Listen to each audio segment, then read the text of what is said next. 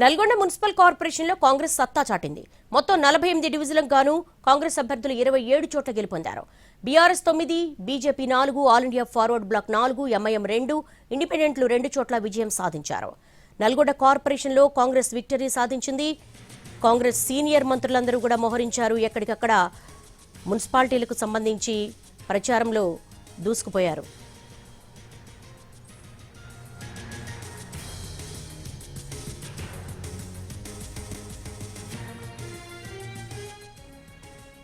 Nalgonda municipal కార్పొరేషన్లో కాంగ్రెస్ సత్తా చాటింది. మొత్తం 48 డివిజన్లకు గాను కాంగ్రెస్ అభ్యర్థులు 27 చోట్ల గెలుపొందారు.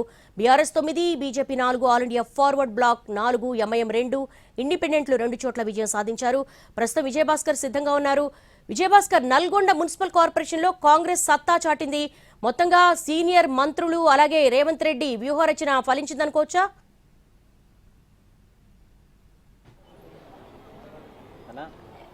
ఉమ్మడి నల్గొండ జిల్లాకు సంబంధించి ఒకటి భువనగిరి, చౌటుప్పల్ మినహా మిగతా అన్ని మున్సిపాలిటీల కౌంటింగ్ ప్రక్రియ పూర్తయింది. నల్గొండ కార్పొరేషన్లో కూడా కొద్దిసేపటి క్రితమే కౌంటింగ్ ప్రక్రియ ముగిసిన తర్వాత ఒక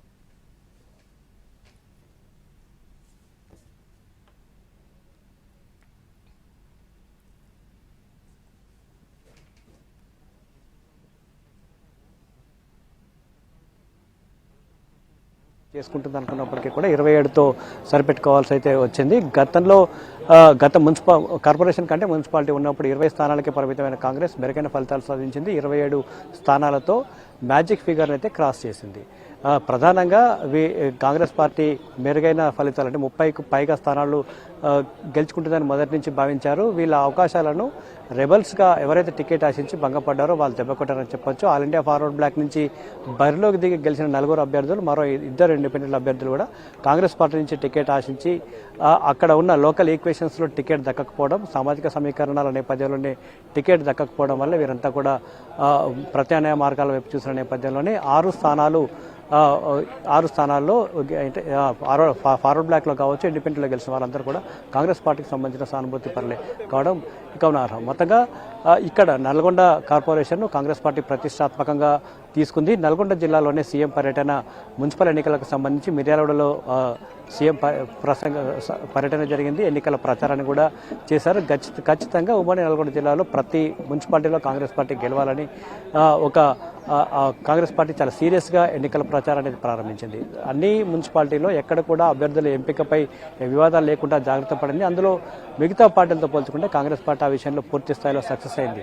కానీ ఎప్పుడైతే అభ్యర్థులకు సంబంధించి ప్రకటన జరిగిందో ప్రచారాన్ని కూడా తీవ్ర స్థాయిలో ప్రజలకు తీసుకెళ్లింది. 2 సంవత్సరాల్లో చేసిన అభివృద్ధిని ప్రజల ముందు ఉంచింది. అభ్యర్థుల తరఫున గట్టిగా ఆయా ఎమ్మెల్యేలు కావచ్చు, నల్గొండ కార్పొరేషన్లో మంత్రి వెంకరెడ్డి కావచ్చు, వార్డుల వారీగా ప్రచారం చేశారు. అక్కడ స్థానికంగా వార్డుల వారీగా వ్యూహాలు కూడా రచించి ప్రజల్లోకి వెళ్లిన పరిస్థితి చాలా స్పష్టంగా కనిపించింది. ఈ నేపథ్యంలోనే 30 నుంచి 30 స్థానాలు గెలుచుకుంటున్నప్పటికీ కూడా 25 స్థానాలకే ప్రస్తుతం పరిమితమైంది. కానీ మ్యాజిక్ ఫిగర్ రీచ్ కావడంతో ఎక్స్ అఫీషియో ఓట్ల అవసరం లేకుండానే నల్గొండ కార్పొరేషన్లో కాంగ్రెస్ పార్టీ మేయర్ పీఠాన్ని కైవసం చేసుకుంటారు. రాష్ట్రంలో ఎక్కడా లేని విధంగా ముందుగానే నల్గొండ మేయర్ అభ్యర్థిని కూడా ప్రకటించారు.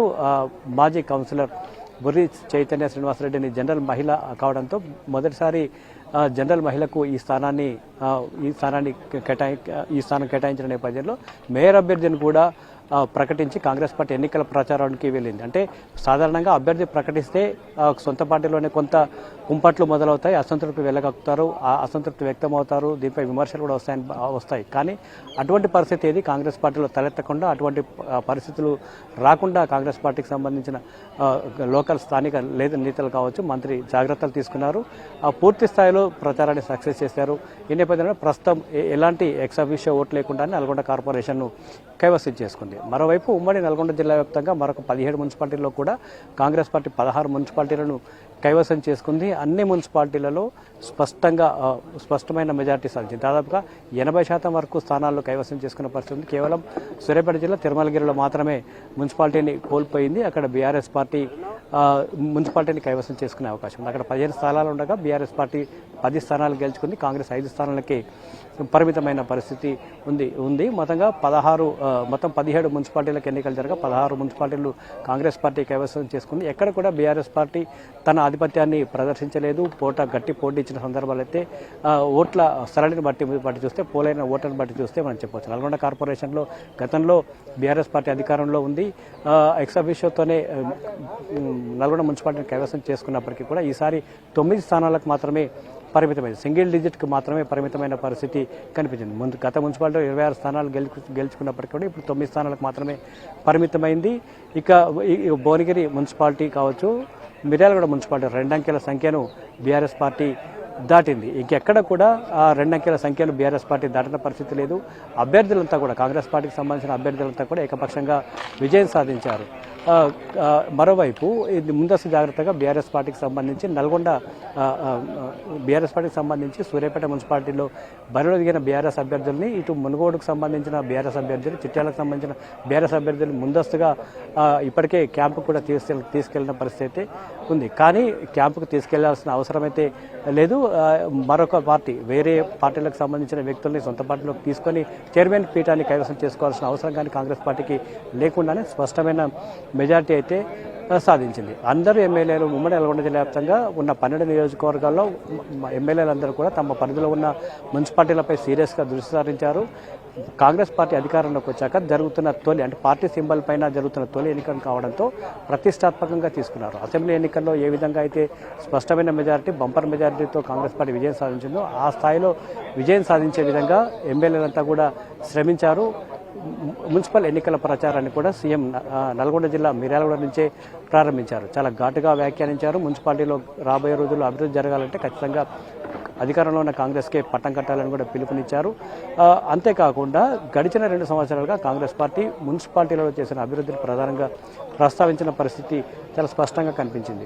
అంతకంటే ముందు ఉన్న బీఆర్ఎస్ పాలనలో మున్సిపాలిటీలు ఏ విధంగా అభివృద్ధి జరిగింది అనేది ప్రజల ముందుస్తూనే 2 ఏళ్లలో చేసిన అభివృద్ధిని వాళ్ళు ప్రజల ముందుంచి రాబోయే రోజుల్లో చేసే అభివృద్ధిని ప్రజల ముందుంచిన పరిస్థితి. మరొక వైపు అభ్యర్థులు కూడా ఈసారి గెలిచి నిలబడాలనే ఉద్దేశంతో పార్టీలకు సంబంధించిన మేనిఫెస్టోలు, అభివృద్ధి విషయాన్ని పక్కన పెడితే అభ్యర్థులు కూడా స్థానికంగా వార్డుల వారీగా మేనిఫెస్టోలు తయారు చేసుకున్నారు. ప్రధానంగా లోకల్ బాడీస్లో అభ్యర్థి ఎంపిక చాలా కీలకంగా ఉంటుంది. స్థానికుడికి ఎక్కువ అవకాశం, అభ్యర్థిని చూసే ఎక్కువ శాతం ఓట్లు నమోదవుతాయి కాబట్టి అభ్యర్థులు కూడా విస్తృతంగా వార్డుల్లో పర్యటించారు. వార్డుల వారీగా మేనిఫెస్టోలు ప్రకటించి ఇటు పార్టీతో కోఆర్డినేట్ చేసుకుంటూ ముందుకు వెళ్ళిన పరిస్థితి కనిపించింది. ఊహించినట్టుగానే నల్గొండ జిల్లాలో స్పష్టమైన ఆధిక్యత కాంగ్రెస్ పార్టీ అయితే సాధించింది. పార్టీకి సంబంధించి అంటే పంచాయతీ ఎన్నికల్లో ఈ స్థాయిలో కొంత బీఆర్ఎస్ పార్టీ గట్టి పోటీ ఇచ్చిందని చెప్తున్నప్పటికీ కూడా పార్టీ సింబల్పై ఎన్నికలు జరిగాయి.